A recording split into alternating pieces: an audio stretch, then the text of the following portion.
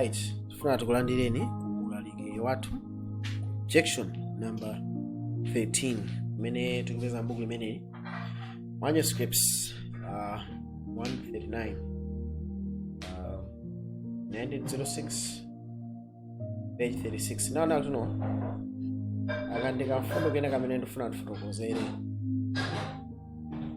anthu okhulupirira amufumu a Mulungu azakhala olandirika mu ufumu pamene akubwera azamva lowani ine wokondana ndi Atate wanga landira ufumu umene unakonzerera inu kuyambira ku makhazikitso a dziko, ndipo pamenepo azatenga zoyimbira zawo ndi kuzikhudza, ndipo mawu amenewa azakhala akuyenda kumwamba konse, ndipo azagwa pansi ndi kupembedza Atate, Mwana ndi Mzimu Woyera. So izopezeka mu manuscripts 139 page 1 meze atuka 1906 page 32. Now tikatenga quote imene akuna Atate quote imene ndi Ellen White. Okay, so tikaona pamene papa bibliography anatuno manuscripts 139 page 1 mene inachitika mu 1906. Now tikaona nayo tuno anthu amaitenga statement imene kumanati yayi uthenga amenewo ndi wa Ellen White. So anthu ndithu ayesesa kufufuza umboni wa utatu wa Mulungu koma sanaupeze. Okay, ne anayesa kutenga koti imene kumanati yayi koti imene ikuonesa kuti ndi andani Ellen White. Tioneni kuti mezi nzoona ndeti kaona bwino timafunika tichose zinthu zina zimene zikufunika ziziwike. Ellen White sanalembe statement imeneyi khane yako ndiono iyi ndi report ya ulaliki imene amanati anatani anapereka. So tikapita pa Ellen White website ulaliku unali umene akuti wolemba analemba zimene Ellen White amatani amalalika. Ndiye tikaona pamepa ndi pa Tuesday July 24 1906 pamene Mrs. White amene amafika ku Oakland, California, ulaliki umenewu unapangidwa report.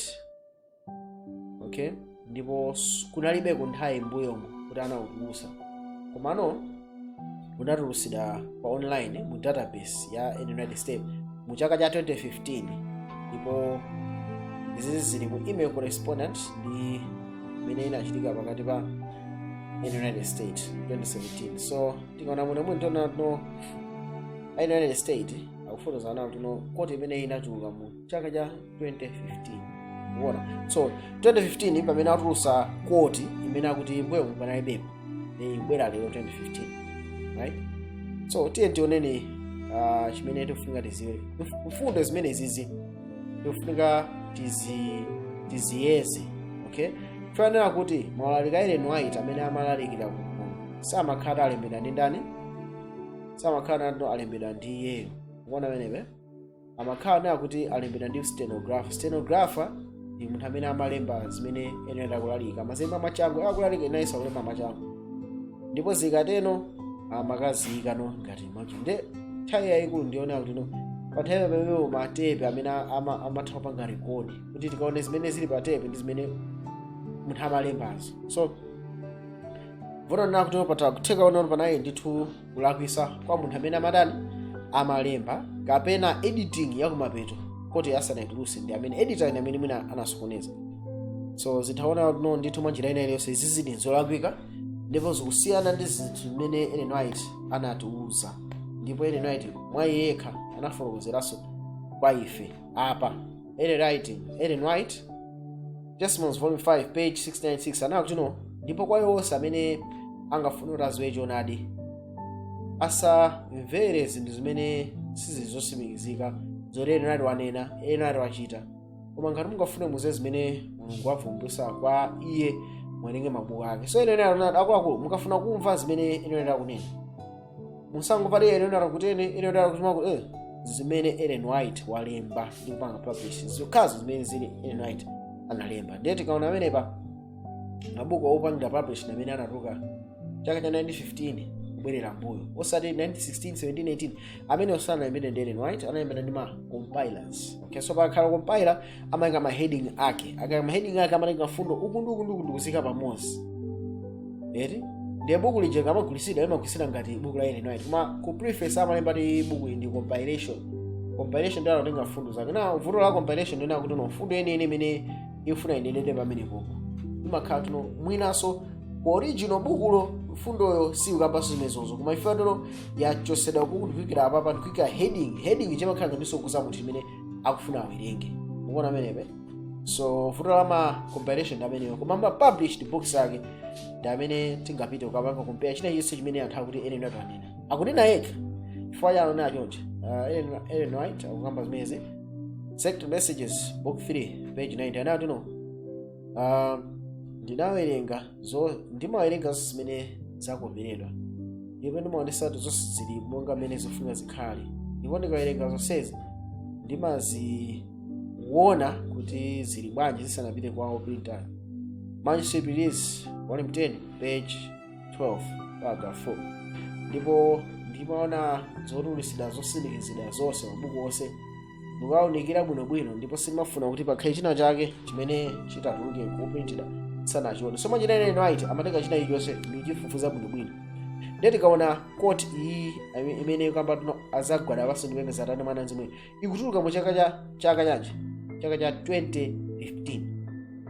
Muona amenepe. So zimene zituluka 2015 nthawi yake iti nthawi imene nkhani ya True God yavuta kwambiri, right? So akunena quote imene mabuku ake eni mulibe, komano inali mbali imodzi ya ulaliki wakewo ukutulutsidwa 2015. So palibenso njira ina yoti tipange cross check kuti kodi izi anazilalika iyeyo fati izi zisanalembe ndiye iye amangolalika wolemba uja amangolemba zimene akumva. So mwanjira ina tikutaona pamene apanali mistake, koma atiuzani ngati ali mistake ngati imene tisaope yayi tikatenge zimene zizi ndikafufuza ndi mabuku ake amene anatulutsidwa iye ali moyo amene anafufuza bwinobwino ndikuwasindikiza ndikuvavomereza kuti izidi nzayenera. So ine ndi amene watiuza chonchi sindife koma Ellen White. Ndete ndionena wenepa kodi ine analemba kuti ano zopembedza kumwamba. Tento nene youth instructor July 7 1898 anawo tuno Atate ndi Mwana ndekha amene afunika zipembedzedwa. Okay, Patriarchs and the Prophets page 36 anawo tuno Atate Mwana wa Mulungu anagwira ntchito ndithu ndi chifuniro cha Atate mukulenga onse akumwamba ndi kwa iye ngati kwa Mulungu ulemu ndi matamando aiwo ali ofunikira. So manje ena Patriarchs and the Prophets ikutoza ifuniro ndi Atate ndi Mwana yekha amene angalandire ulemu.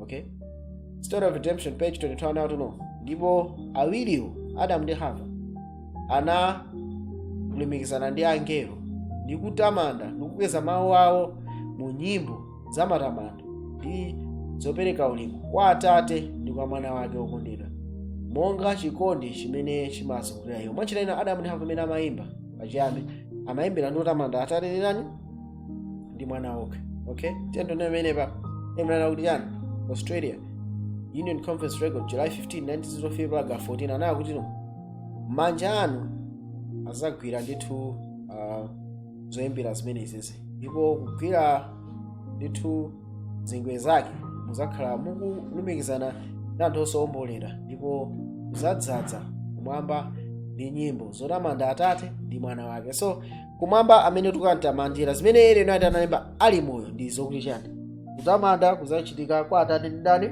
ndi Mwana basi. Great Controversy akuti chani imandisangalatsa Great Controversy makamaka page 678 akuti chani ndipo mazaka zamuyaya pamene zakhale zitembenuka ndithu zabweretsa ndithu ulemerero olemerera ndipo zakhalanso ulemerero ukukula pamene Mulungu ativumbulitsa ife ndipo chivumbulutso ati ndikuwerenganso bwinobwino Great Controversy page 678 anawo tuno monga zaka zamuyaya zizakhala zikutembenuka zizabweretsa inde ulemerero ndipo kulemerera mwa vumbulutso la Atate ndi Mwana. Mwanjira ina tikamaona Chivumbulutso 2 verse 1 to 2 ndithu tikuona Atate ndi Mwana amene akhala pambano. Mwanjira ina anthu onse opulumutsidwa azakhala ndithu akukula mu vumbulutso lawo la Mulungu ndi Mwana wake Yesu Khristu. So apapo sikuona potatu ina aliwonse amene uzapembedzeni m'Bible sitikupezako verse ina ilinso imene akuti tipembedze Mzimu Woyera. Mwanjira ina Bible monse mwimbo zonsezi. So koti imene tanati mwina anachita mistake imene amalemba ulaliki wake wa Ellen White pati koti imene Ellen sanayiwerenge ndikuyisimikizira kuti ndiona koma ndikayapanga compare ndi zimene analemba kale tionana kuno amene akupembedzedwa ndi Atate ndi ndani? Ndi Mwana. So tionana kuti no tikaonanso ngakhale masomphenya a Ellen White amene wawa tionana kuti no akuti chani pa nkhani ifani masomphenya ake eno ndo akhala ofunika kwambiri kusimikizira pa zimene anaziona masomphenya. Tendoneni ulosi umeneyo umene upezeka mu Patriarchs and the Prophets page 36 paragraph 1 na kuti no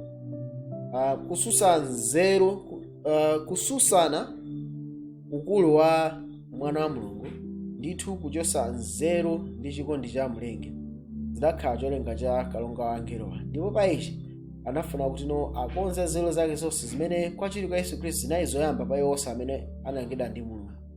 Koma iye amene adakafuna nano olengedwa onse akhale aufulu sanasiye onse kuti akanyengeke. Ndipo kangano osanayambe Mulungu anapanga zoti aliyense akamvesese chifuniro chake. Iye amene nzeru za iye amene amafunira ubwino wawo onse, ndipo iye anali kasupe wa chimwemwe chawo. Mwanjira ina kumwambako Mulungu ndi amene anafotokozera kunena kuti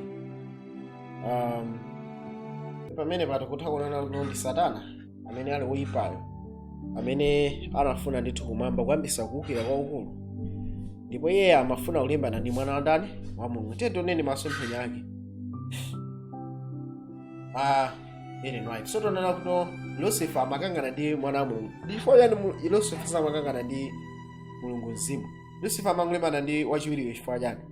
Pana nthawi amene ali ayi samalimbana ndi Mulungu Mzimu chifukwa amalimbana ndi Yesu chifukwa chani? Safotokoza. Tendoneni kuti no payani Yesu Khristu amalimbana ndi Lucifer osati Mulungu Mzimu. Tendoneni amenepa Ellen Writings page 54 paragraph 2 nena kuti ndipo ndinaona mpando wachifumu ndipo pamene panakhala Atate ndi Mwana, ndipo ndinayang'anisisa maonekedwe a Yesu Khristu ndipo ndinakondwera ndi maonekedwe ake okuma. Ndipo umunthu wa Atate sindakatha kuona chifukwa kuwala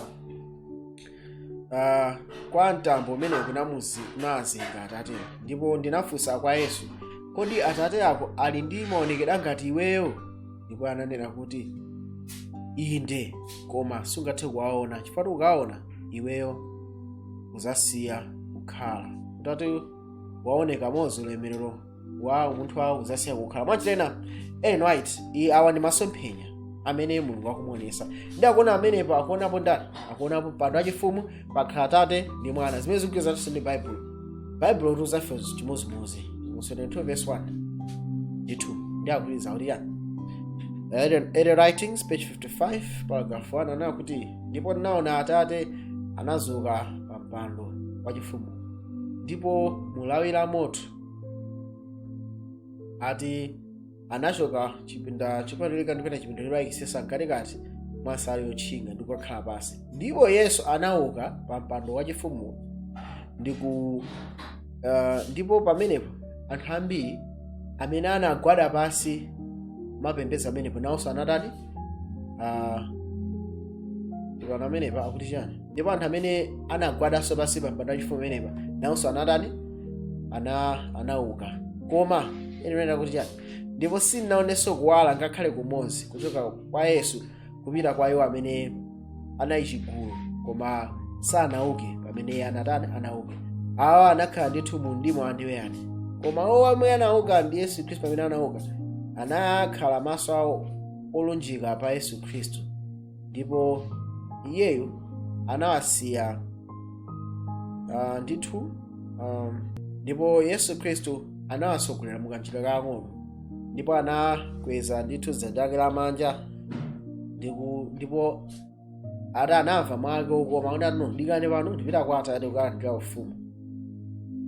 Ndipo musunge zovala zanu zikhale zopanda banga, ndipo mukanthawi kochepa ndizakulandirani ine kwa ine ndekha kuukwati kuti mudzakhale kwa ineyo. Mwanjira ina tikutha kuona pa magulu awiri ena sakupembedza pamaso pa Yesu Khristu, sakulabadira iye angokhala pamenepo. Pamene pali ena amene ali ndani? Ali ndi Yesu Khristu, amene Yesu Khristu pamene akusuntha pina chipinda kukachisisa ndi Atate, anthu amene anawo kumuyang'anisa ndani? Yesu Khristu. Ndi muone zimene zichitika pamenepa. Ndiye akuona pamene akuti kenako anaona ndithu chariot cha moto kapena agaleta a moto kunga ndithu kukhala ndi matayala a moto ozungidwa ndi angelo, ozunguliridwa ndi angelo anabwera pamene pali Yesu, ndipo iye anaponda galeta ameneyo ndipo anamtengera kumalo opatulitsa pamene Atate ali. Ndipo pamenepo nayang'ana Yesu wansembe mkuluyo akuyima pamaso pa Atate, ndipo kumunsi kwenikweni kwa zovala zake kunali belo ndi chipaso, ndipo amene anauka ndi Yesu Khristu amatumiza mwachikhulupiriro kwa iye chipinda chopatulitsa ndi kupemphera, Atate wathu tipatse mzimu wanu. Ndipo Yesu amapumira iwo Mzimu Woyera, ndipo mu mpweya umenewo munali kuwala, mphamvu, chikondi, chimwemwe ndi mtendere. So apapa masomphenya enu ayi tisakuonapo Atate amene anthu akupembedza, akuonapo Atate ndi Yesu Khristu pamene akupemphera Atate atipatse mzimu wanu. Chichitika chani? Yesu Khristu akuwapumira iwo chani mpweya. Mwachitena izi zikugwirizananso ndi zimene Yesu Khristu anachita mu Yohane chapter 20 atangouka. Anapumira iwo ndi kuwauza kuti mulandire chani? Mzimu wanga. Okay? So tonani kuti tikamangamba za mzimu wa Mulungu si munthu apadera. Mzimu Woyera si munthu amene amapumiridwa. Ndi moyo weniweni umene umaperekedwa. Nkona akusenza ati akutani? Akupuma. Nkona zichizungu ngati or zimagwiritsidwa ntchito. Anoint zimagwiritsidwa ntchito. Pani Mzimu Woyera si munthu apadera, ndi moyo wa ndani? Wa Mulungu. So utaona chinthu chimene zikuchoseratu kuganizira chani la Trinity. Tendonelepa Early Writings page 56 paragraph 1 anawo kuti ndipo anatapena kuti ndikaone gulu limene linagwadabe pa mpando wachifumu, ndipo silinazo kuti Yesu Khristu wachokapo. Satana anakhanga laonekera mbali pa mpando wachifumu, ndipo pochita ntchito ya Mulungu, ndipo naona iwo akuyang'ana pa mpando akupemphera, Atate tipatse mzimu wanu. Ndipo Satana pamene amapumira iwo ndithu mpweya woyipa, ndipo mwa ichi munali ndithu mphamvu yayikulu, koma munalibe chikondi, chimwemwe ndi mtendere. Ndipo ntchito ya Satana inayenera kuti inyenge anthu a Mulungu kuti abwerere m'mbuyo ndipo kuti akhale kuchinyengo. So mwanjira ndinaona kuti Satana ndi amene ankafunisa kuti akhale wachitatu. So panopa kudzera mu chiphunzitso cha Trinity ndithu anthu akamati tipatse mzimu Woyera, tipatse Mulungu mzimu, ndithu Satana amatha kukapasa anthu chinthu chimenechi. Tiona nato ma movement ambiri amene amakhazikika kwambiri pa Mzimu Woyera. Ndimaonera clip inake ya mneneri wa ku Malawi. Mwina tingoyipanga play clip imeneyi. Ndete kaona amene papa tikuchita kuonana kuti Satana nthawi zambiri ndi amene amagwira ntchito imeneyi kuti awanyenge anthu. Now ndimangofuna ngofotokozera pang'ono movement imene ya Pentecostalism. So sindikupanga condemn aliyense, koma ndimangofuna mungoona clip imodzi. Clip imene mwina ingathe kuti thandiza kuti bese masomphenya. Clip iyi ndi azibusa awiri, ndiye muyione kuti tione kuti mezo chitikazi ndi za Mulungu kapena ndithunza kuthupi. Ine sinayankhulako kwambiri, ndimangofuna kuti mungoona zimene ine tanaona masomphenya. My name is Prophet Chikondi Kulusinji. I'm from Malawi. With what I saw,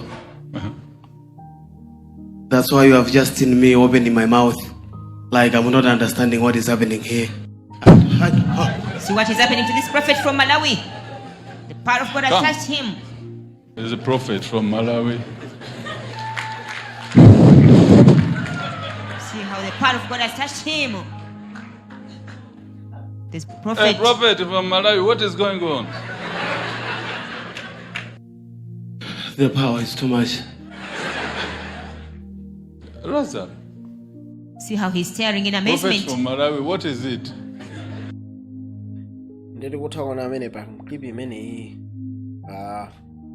this movement wina yakuti ndi prophet, mwanjirena uyu wina yesu ndi prophet. So zokhanga ndina kuti amafuna amuonesere ndi mphamvu ili mwa iyeyo yayikulu.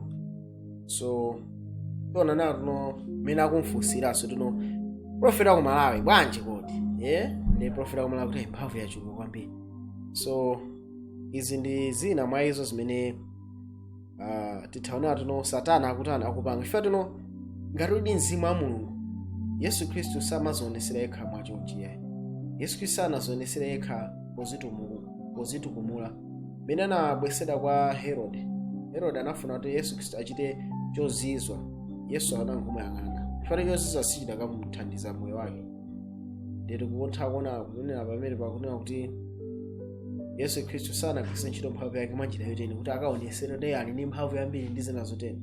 Ayi ndithu. So ndithu tikutha kuona kuti ena akupembedzadi Mulungu ndi mwana wake akulandira mzimu wake, koma ambiri mizimu imene ikuyenda pakati pawo imadabwitsa kuti mizimu ya Mulungu.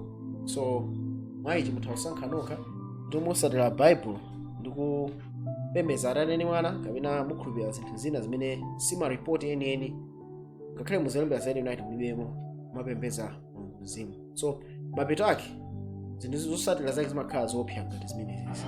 Mwayichi tifuna kuti tilekezerepo mpa tipitiriza ndi objection number 14. Mungu akhale nanu. Amen.